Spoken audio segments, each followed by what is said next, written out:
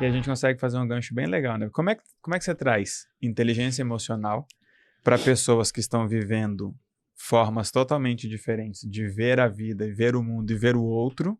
Porque o jeito que você vê o mundo, você cria, né? Exatamente. No mesmo momento, ele falou assim, pô, ele chegou, veio um garoto de 18, Uhum.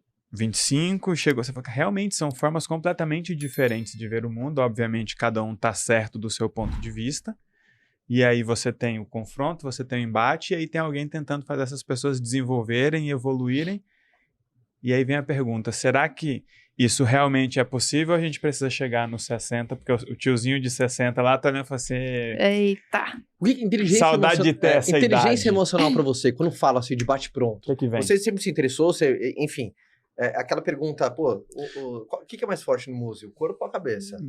É uma briga duríssima. A teimosia, cara. Teimosia dura. Posso responder pra você simples e sinceramente, né? E pra você também, Elton. Eu acho que, primeiro, é impossível. E eu vou te explicar pra você. Porque depende de mudar você mesmo, não o outro. A gente nunca muda o outro.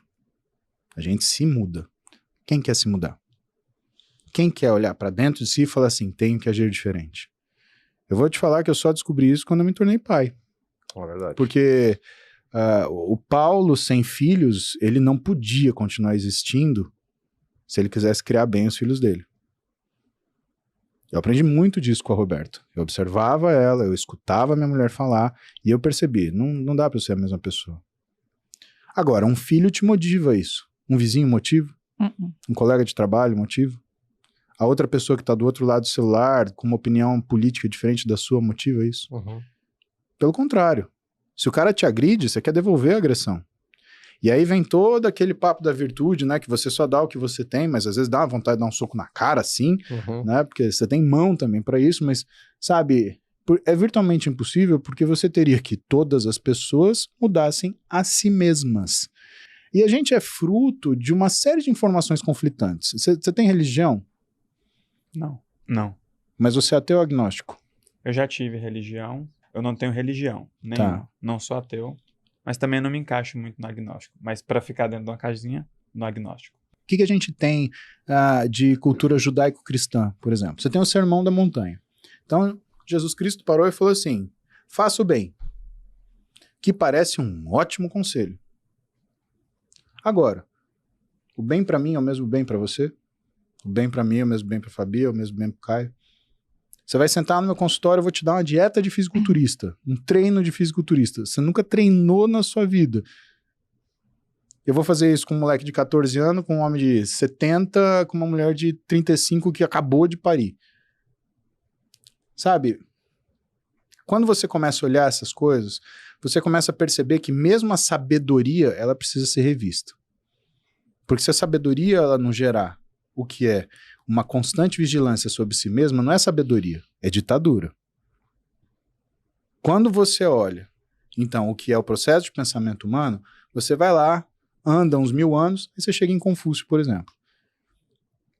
A gente saiu do Sermão da Montanha, foi parar em Confúcio, e o que a gente começa a olhar? A gente começa a olhar as leis de prata dele. Qual que era mais importante? Era faço bem? Não, era não faço mal. Parece absolutamente a mesma coisa. Só que é muito mais fácil você não fazer o mal. Por quê? Porque você sabe o que é o mal. E que na pior das hipóteses, Elton, você vai não fazer. Isso quer dizer que você vai deixar a pessoa viver como ela quer. Na minha visão de bem, sei lá, pode ser que em um determinado momento eu sente com você e fale pra você como é bom ser cristão. E eu vou fazer você perder 2 horas valiosas da sua vida porque você não tá nada interessado nisso. Pode ser que eu fale de valores que eu tenho na minha vida que pra você não faça o menor sentido. E que todos sejam questionáveis. E posso te falar, já concordo com você, porque moral é pertencente a um grupo de pessoas durante um período. E a única coisa que une nós aqui não é nossa moral, é a nossa ética, é a nossa capacidade de discutir a nossa moral. Porque também às vezes a gente usa a palavra moral como se ela fosse o sentimento mais importante que existe entre as pessoas. Ele não é. Como se fosse uma chancela, né? Exato, não, isso é moral. Não, é o exercício do barquinho. Né? Você tem no meio do oceano, de repente um barquinho cabe 9 pessoas, tem 10. O que a moral diz? Vamos jogar um pra fora. Pô, mas isso não é moral. Isso é moral. Aí, o que você tá falando é ético. A moral vai dizer. A Quem a maioria gente vai diz jogar? que um deve sair. A ética vai dizer, poxa, sacanagem, vai jogar alguém Exato. fora. Ela diz mais, ela diz quem a gente vai jogar.